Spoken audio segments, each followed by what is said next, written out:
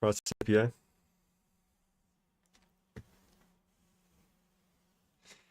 Gonna have some interludes.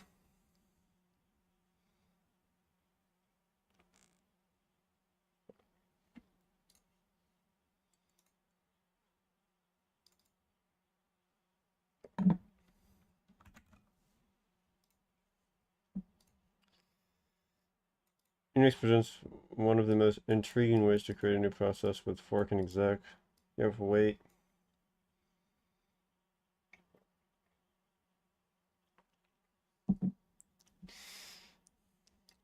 Talking about what interfaces you need to control processes. Fork creates a new process.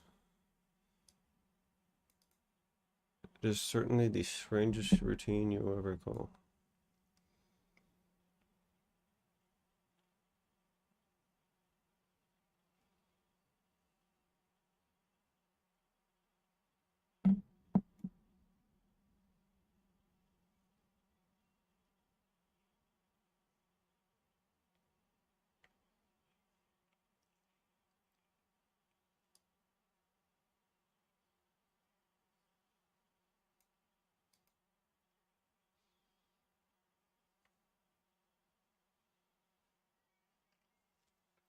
So this hello print process ID fork RC.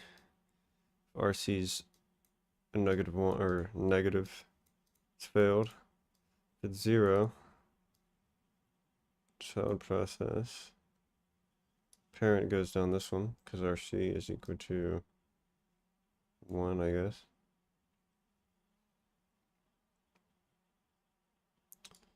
I think that makes sense, yeah, like too unexpected. Yeah. Let's see what the rationale is. The first started running the process prints out now a hello message included in that message is its process identifier, and then it's PID. Process of PID 29, yeah. Fork system call. It's almost an exact copy of the calling process. To the OS, it looks like there's 2 copies of P1 running. Both are about to return from the fork syscall.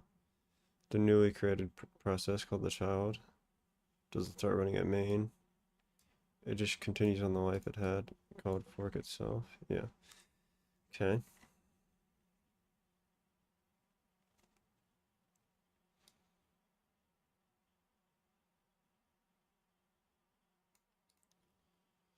You might have noticed the child is an exact copy, has its own address space, registers PC. The value it returns is different. Indeed. Specifically, while the parent receives the PID of the newly created child, the child receives a return code of 0. Okay. This differentiation is useful because it is simple then to write code that handles the 2 different cases. RC is 0, that means you're the parent process. Sorry, that means you're the child process. Else, your RC is going to be equal to the process ID of the child that you spawned, and so it's okay. Output is not deterministic, yeah, because there is no synchronization in the previous one. This one does have synchronization. Child process creative, there are no 2 active processes. Single CPU. You don't know what's getting run first. Scheduler determines that. Non-determinism, multi-threaded programs, concurrency, understood. The wait syscall. We haven't done much, just created a child that prints out a message and exits. Turns out it's quite useful for a parent to wait for a child process to finish what it's doing. And that's, you do that with wait, or you can also do wait PID. In this example, P2.c, the parent process wait calls wait to delay its execution until the child finishes executing. When the child is done, wait returns to the parent. Adding a wait call to the code above makes the output deterministic. Can you see why? Go ahead and think about it. Because it synchronizes them.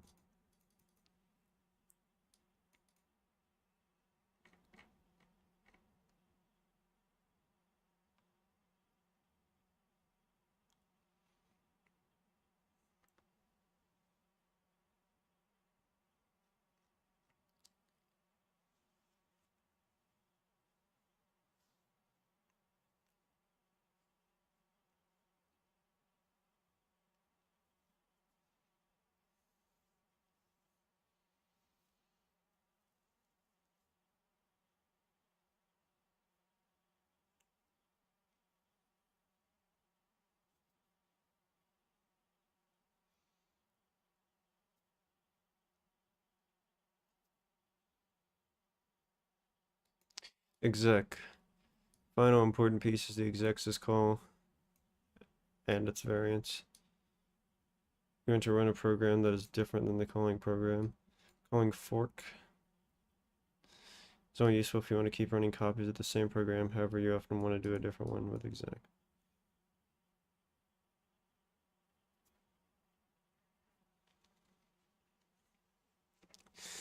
So if you're the main process, you wait. Otherwise you run WC.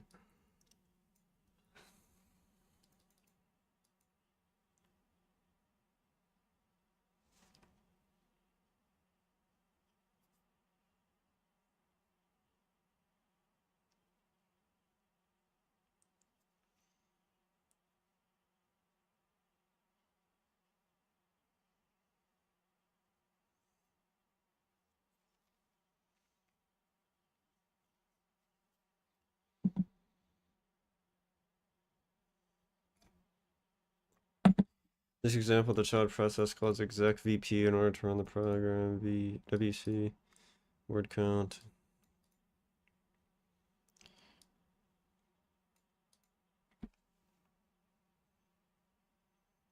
Loads code from the executable and overwrites the current code segment with it.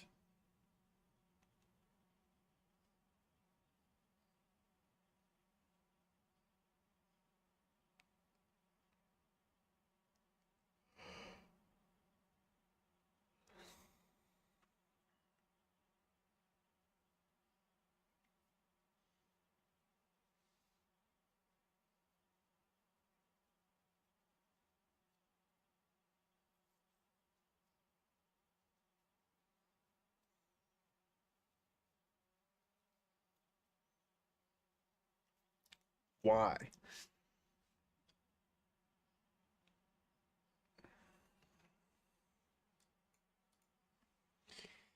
Separation of fork and exec is essential in building a Unix shell because it lets the shell run code after the call to fork, but before the call to exec. Can alter the environment of the about to run program and thus enables a variety of interesting features ready to be built. The shell is just a user program. It shows you a prompt and then waits for you to type something into it. You then type a command into it. Shell figures out where in the file system the executable resides, calls fork, some variant of exec to run it. Waits for the command to wait by right? Or shell completes, your shell returns wait and prints out a prompt again.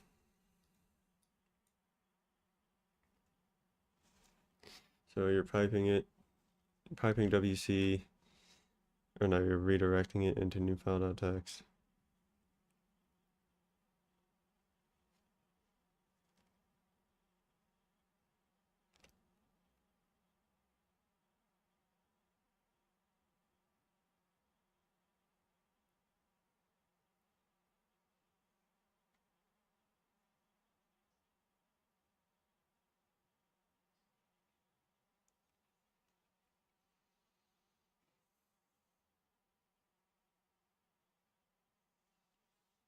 And that works. We'll have a program that works that does it. The reason this redirection works is due to assumption about the operating system manages file descriptors. Start looking at 0.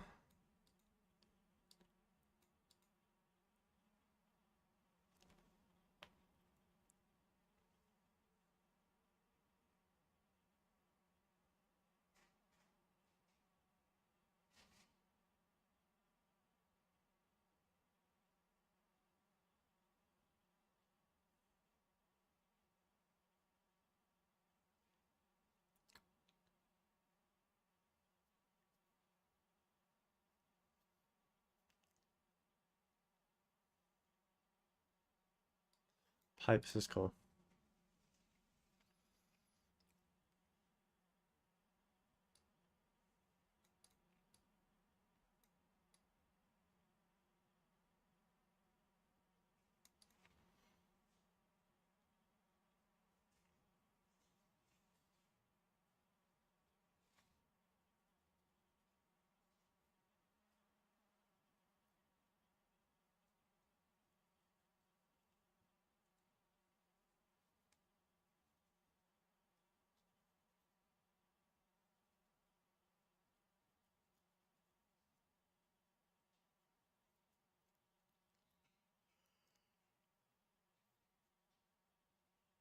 learn more about descriptors and file systems. So what do we have? RC fork. Less than 0, fork failed. If it is 0, you're in the child. So we're closing it. Closing standard out. Opening P4.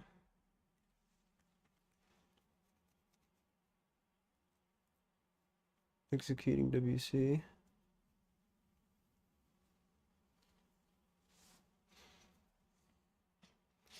Beyond process control and users. Kill syscall sends signals to a process. Directives to pause, deny, and other useful imperatives. Control C sends a SIGINT interrupt to the process. Control Z sends a SIG stop.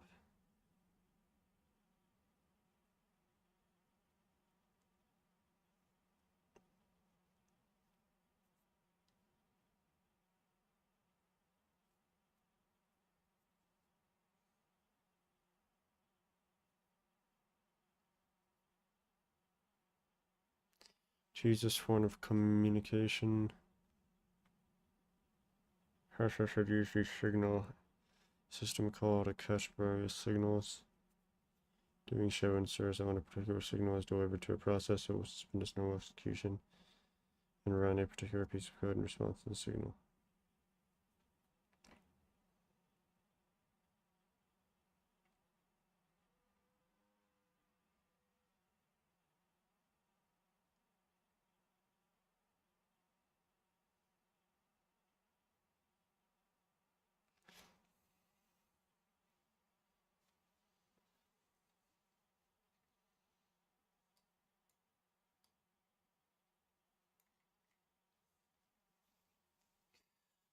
Who can send a signal to a process? Systems to use can have multiple people using them. So that way you have a user.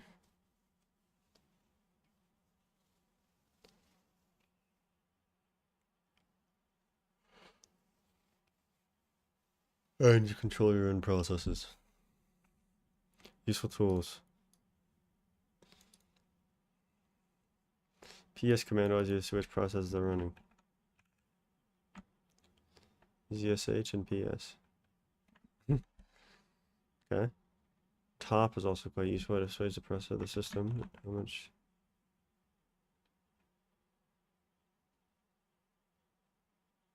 Interesting.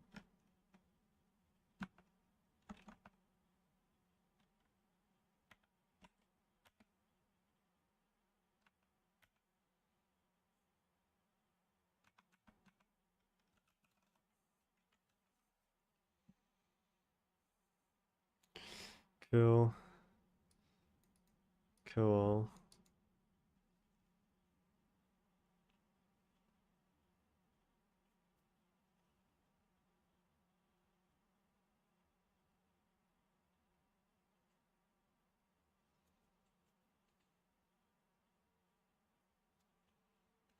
Quick note on super user root.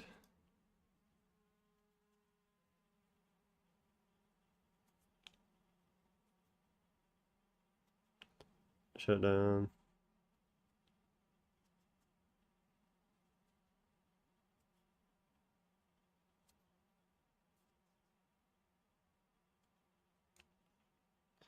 Summary. Fork exec wait. Process has a name. PID. Fork. Create a new process. Creator is the parent. Process that you create is called the child. Wait allows a parent to wait for its child to complete execution. Exec. Family syscalls that allows the child to break free from its similarities to its parent and execute an entirely new program. Unix shell common uses fork, wait, and exec to launch user commands. You can have output, input, redirection, pipes. Process control is available in the form of signals. Which processes can be controlled by a particular person is encapsulated in the notion of a user. CPU user controls everything. Those are references and a homework simulation. Python. think I'm chilling.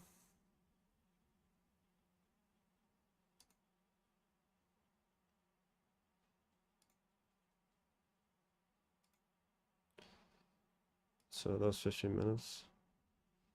Let's get into direct execution.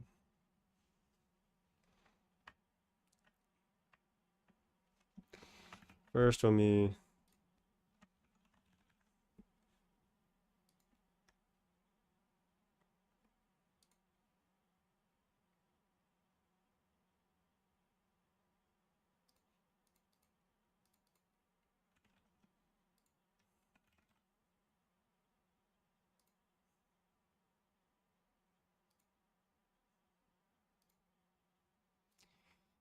what time is it?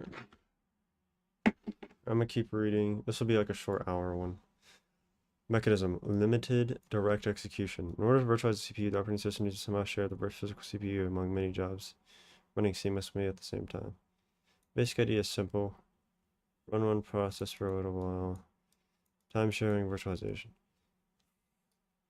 Key challenges, performance, control, preemptive or not. The crux, how to efficiently virtualize the CPU with control. You gotta virtualize it. You need hardware and software support. Basic technique, limited direct execution.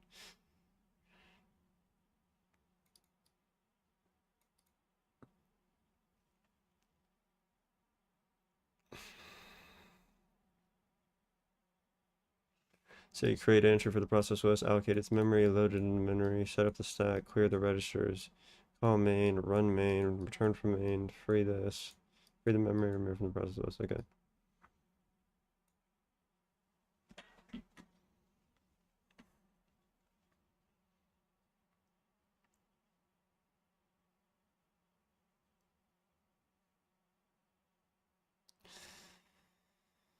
I feel like I already know this, to be honest.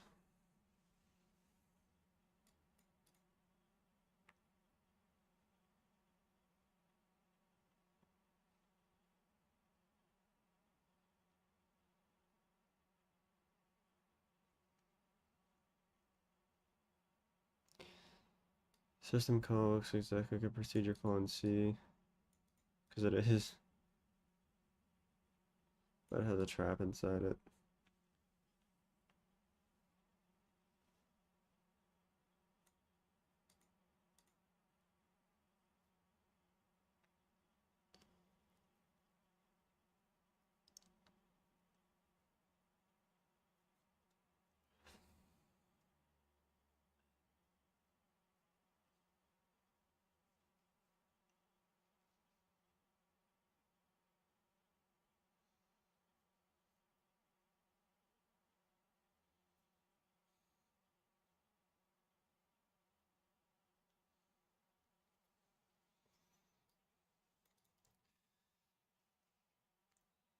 So you have a user mode and a kernel mode. Virtually all hardware provides the ability for user programs to perform a system call. Carefully expose key pieces of functionality user programs. More memory, you have a few hundred. Use protected control transfer. User mode, you don't have full application. You don't have full access. Kernel mode, you do have full access. Special instructions to trap into the kernel and return from trap back. And you have a trap table with the different trap types and their information. Okay, so program must execute a special trap, and you have a return from trap. Hardware needs to be a bit careful when executing a trap. On x86, the processor will push the program counter flags. Stuff on the kernel stack.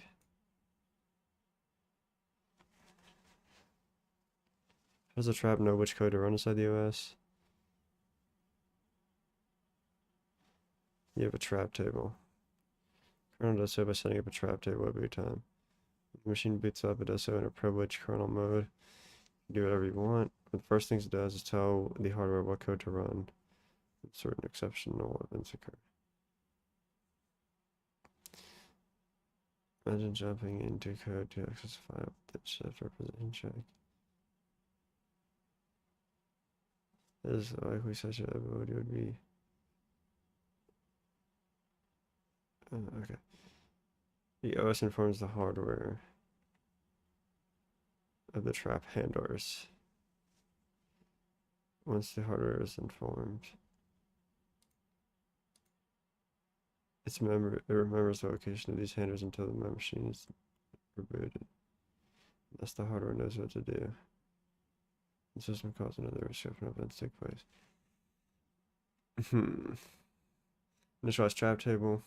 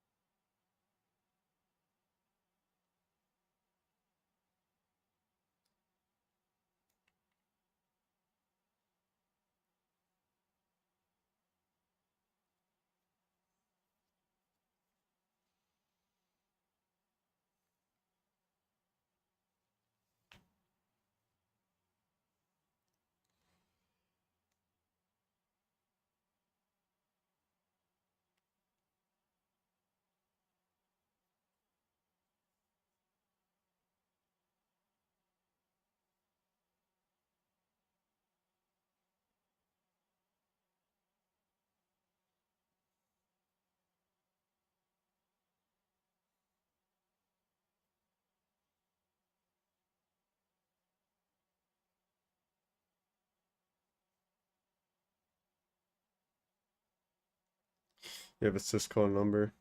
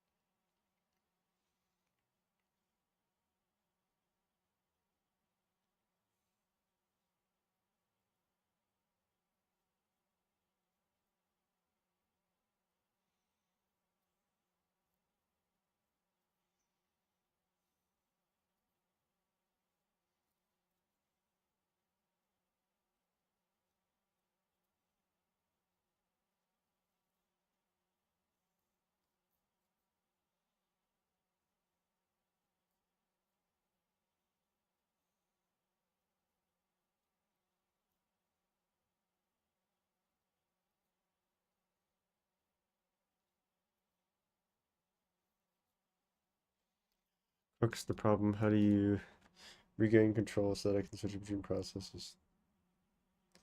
Cooperative approach. You trust the processes.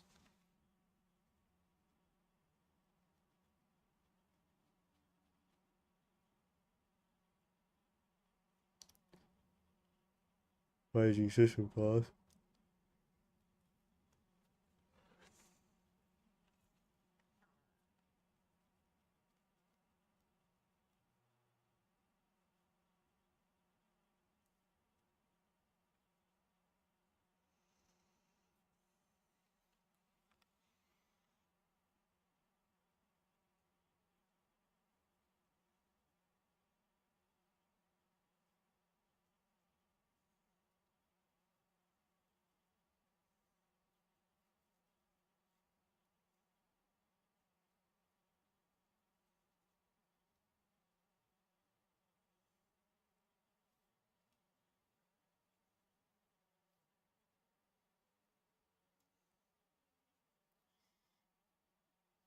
yield. Transfer control to the OS of memory process.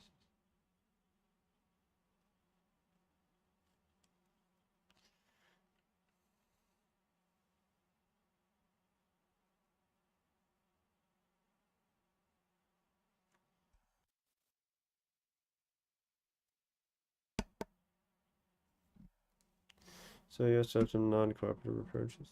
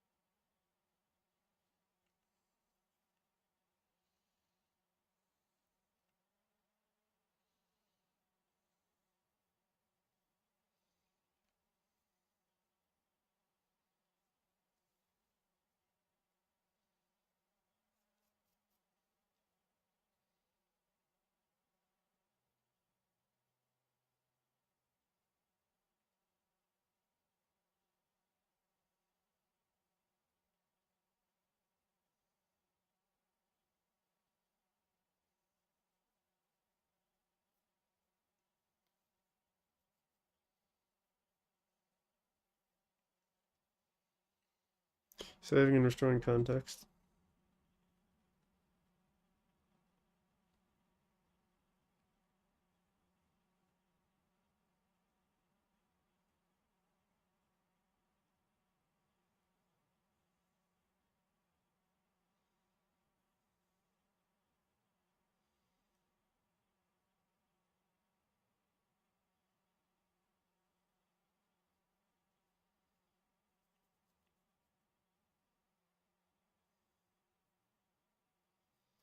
Context switch, save the general purpose registers. Program control mod.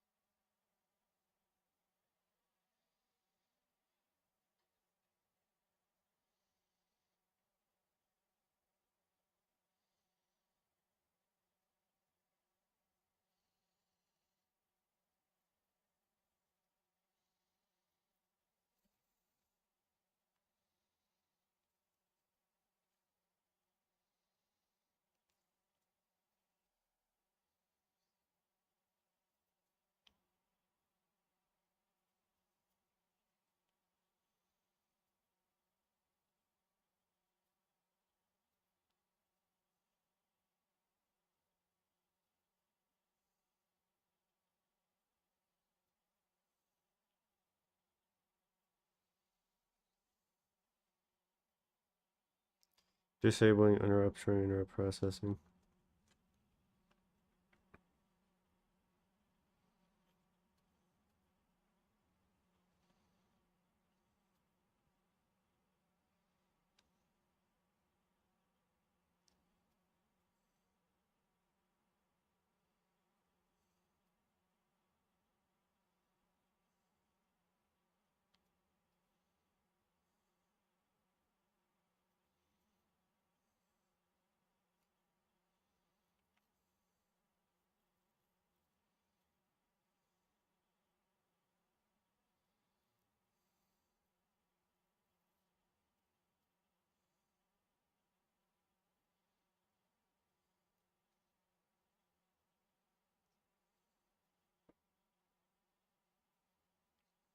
Asterhout 90.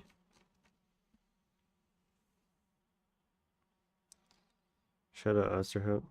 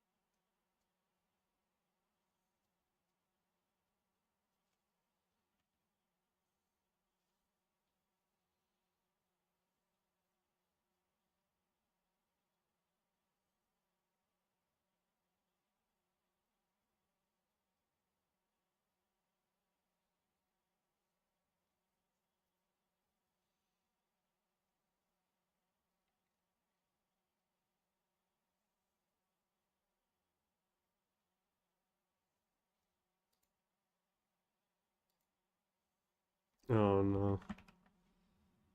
Forgot this.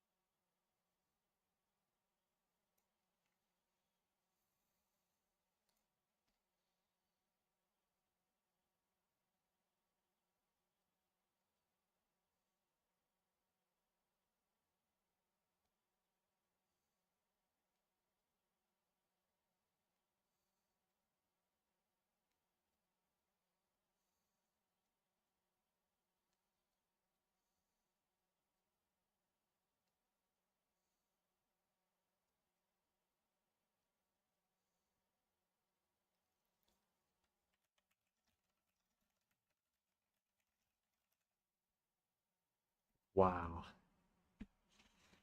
This guy's freaking cracked. I did not know his breadth was that immense. Because I read his book on software design. Now I'm reading this, citing this paper, and I use TCL. This guy's insane, dude.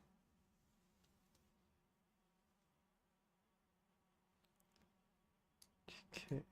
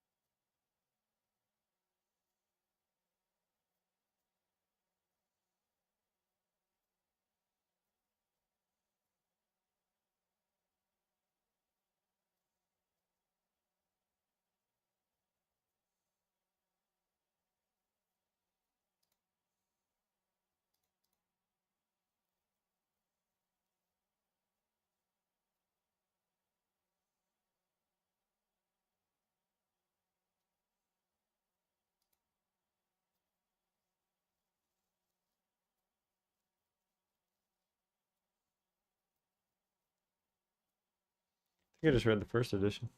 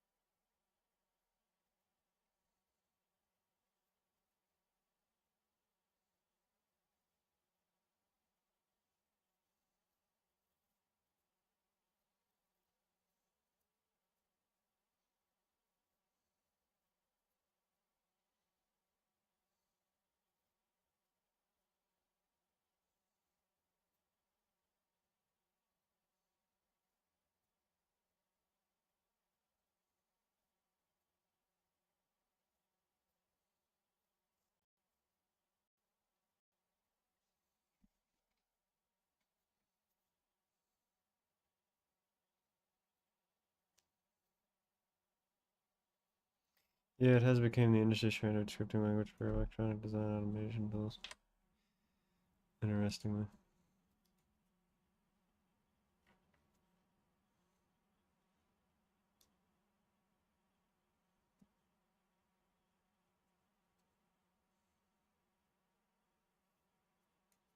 Curious of the comparisons to clean code.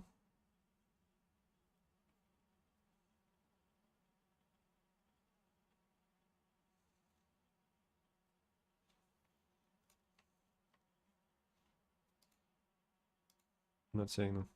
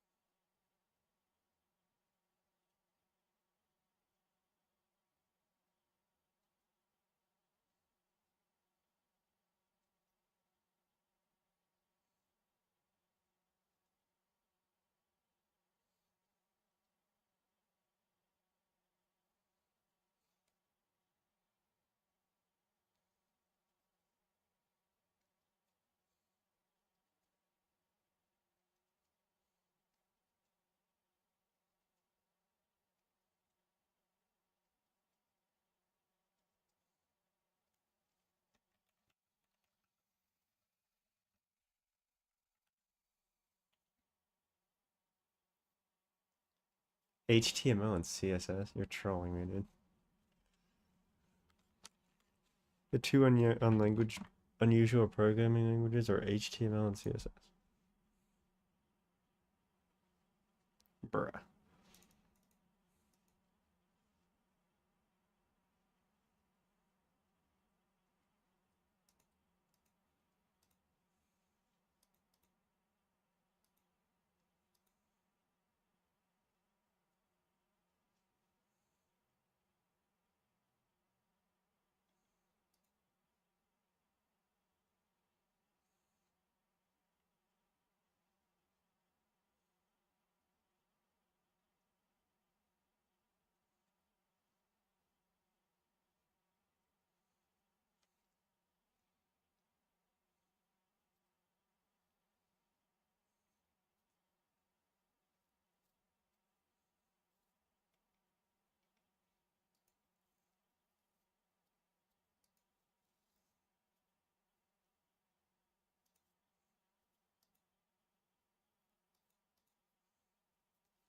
Wait, did I close my book out?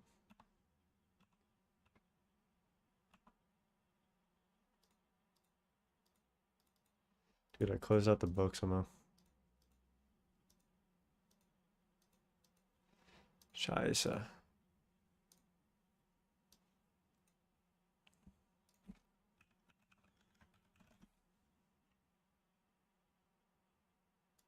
I finished this, yeah? Mm-hmm. Alright, CPU scheduling. So I imagine I just skimmed through this as well, because I think I know most of the thing here. And also, just in general, this book doesn't look like it's going that deep.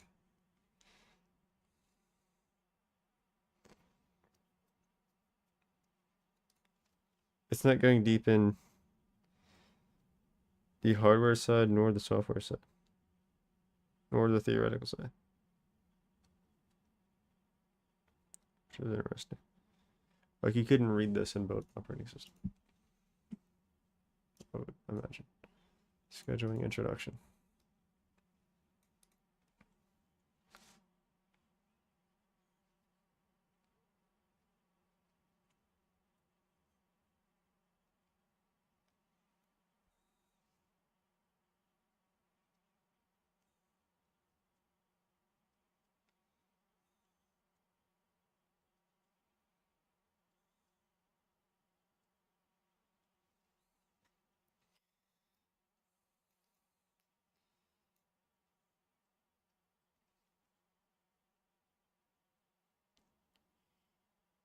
So we're gonna make some unrealistic expectations. Each job runs for the same amount of time. All jobs are at the same time. Each job runs to completion. No IO. Unknown, sorry, yes, known runtime.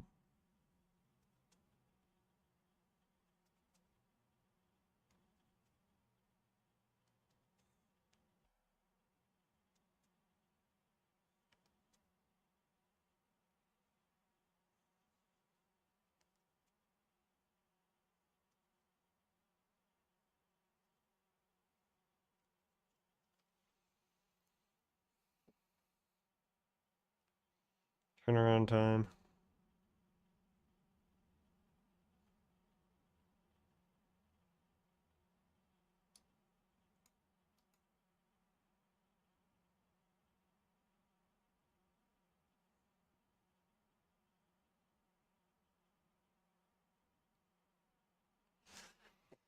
FIFO, know what that is.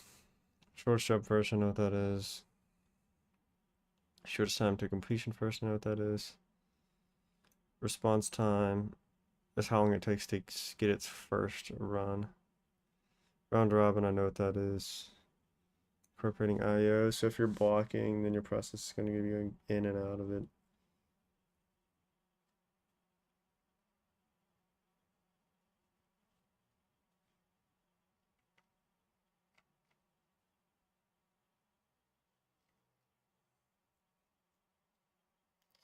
So I already knew that. So we can just move on to multi-level feedback. Multi-level feedback queue, so I don't know what this is, so I'm interpreting this.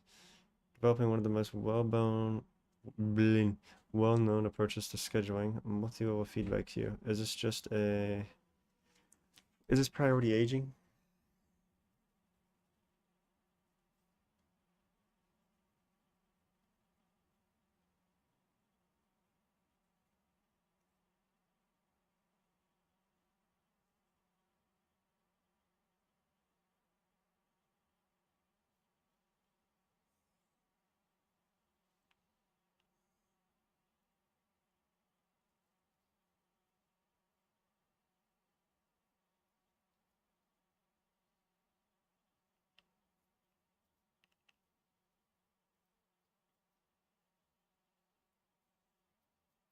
No, this is multi-level feedback queue. This is not.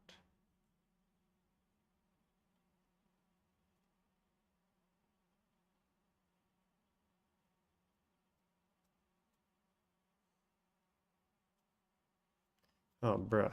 It is. You have distinct queues at different priority levels. Higher priority.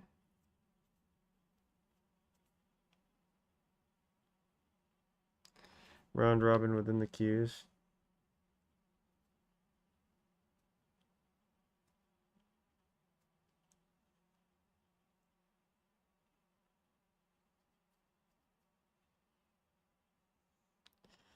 So it's not necessarily priority aging, it's just based on its observed behavior in general. So if it repeatedly relinquishes the CPU, it's going to be high priority because it's probably interactive. If it's using it intensively for long periods of time, reduced priority. Okay, so that's kind of smart.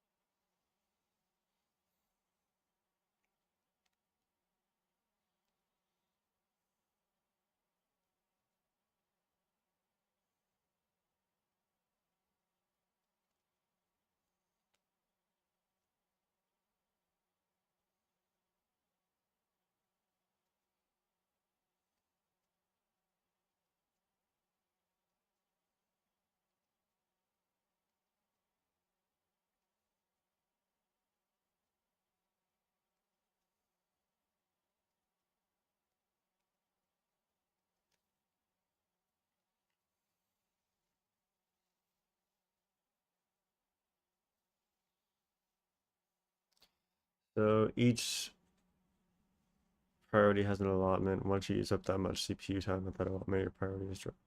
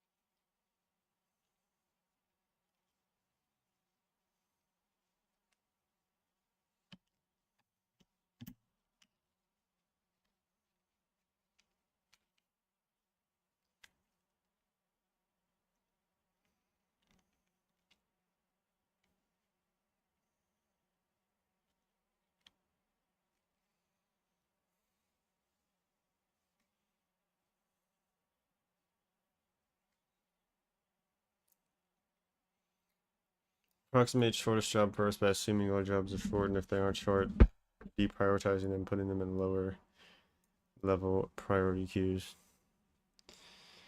Yeah. What about IO?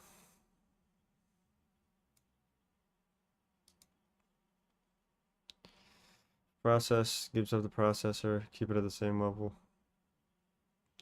Interactive is going to do a lot of IO. You want to keep it at the same level.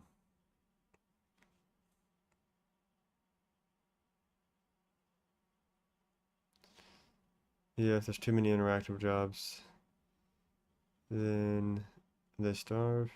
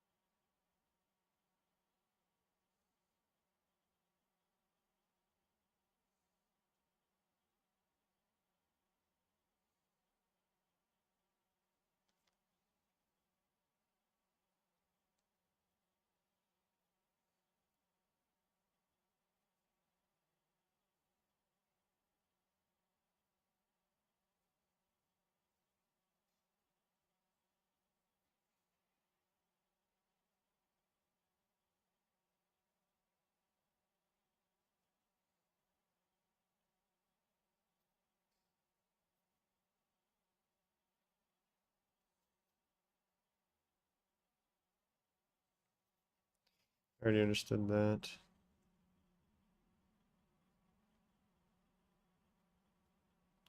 Dude, this guy's coded. Oh my god.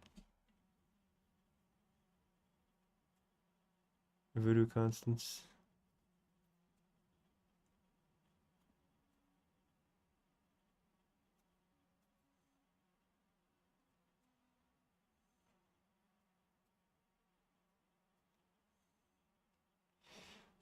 Automatic methods based on machine learning.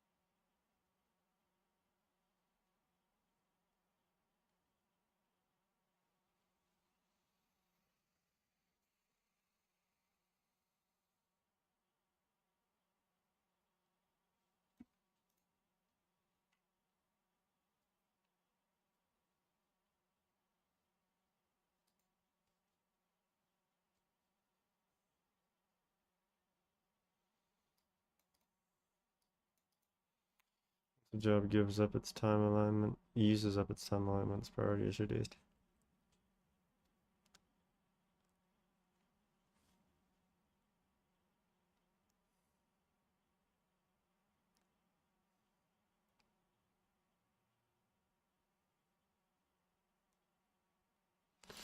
So yeah, how many queues? How big should the time slice be per queue?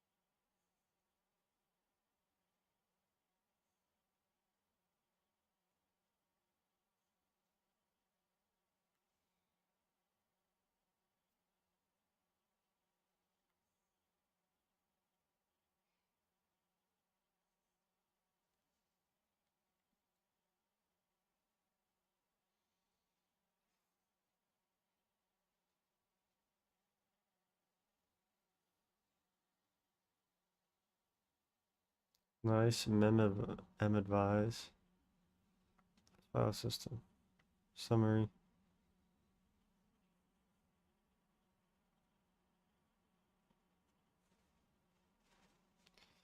Priority A is greater, A runs and B doesn't. The same round robin them. The job enters the system, put it at the top. Once it uses up the time allotment at a given level, reduce it. After a time period S, move other jobs to the top list.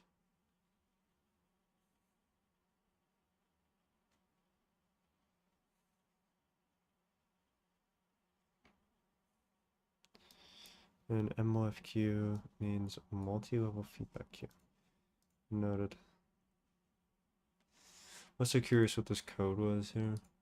Or it's just the code but typed out. Okay.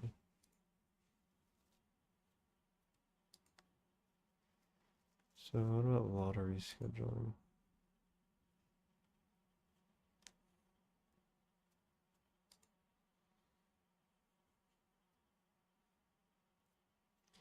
So this is all that we have on CPU virtualization. And this is memory resization and concurrency. This is actually not that much.